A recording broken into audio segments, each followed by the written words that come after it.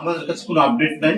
যথাসময়ে এবং যখন হবে মানে উপযুক্ত মনে হবে ওনার আশা, সেটা তিনি করছেন। এবং মানে তার মায়ের জন্য, আমাদের চেয়ারপারসনের জন্য তিনি উদ্বেগ উৎকণ্ঠায় সময় কাটাচ্ছেন। আমি যতটুকু জানি প্রতি মুহূর্তে দায়িত্বরত চিকিৎসকদের সাথে তিনি সবসময় কথা বলছেন এবং তাকে বিদেশ নিয়ে যাওয়ার ব্যাপারে তার শারীরিক অবস্থা কখন কিভাবে হবে এই নিয়ে আমি বলবো যে উনি ঘুমানোর সময় পাই কিনা সন্দেহ রয়েছে।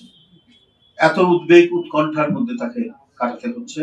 এবং সেখানে ডাক্তার যারা রয়েছেন, উনি তো ইংল্যান্ডে গিয়েছিলেন ম্যাডাম, সেখানে যারা দেখেছেন তাদের সাথে তিনি যোগাযোগ করছেন, কথা বলছেন এবং প্রতিনিয়ত প্রতি সময়ে এখানে দায়িত্বরত চিকিৎসকদের সাথে তিনি কথা বলছেন।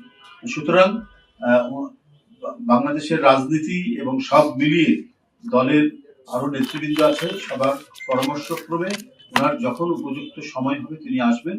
কিন্তু তার মায়ের প্রতি যে দায়িত্ব তিনি যেটা পালন করছেন, এই দায়িত্ব অপরিসীম দায়িত্ব পালন করছেন, সেটা আমরা মোটামুটি ভাবে উপলব্ধি করছি, জানছি এবং আমরা বুঝতে পারছি।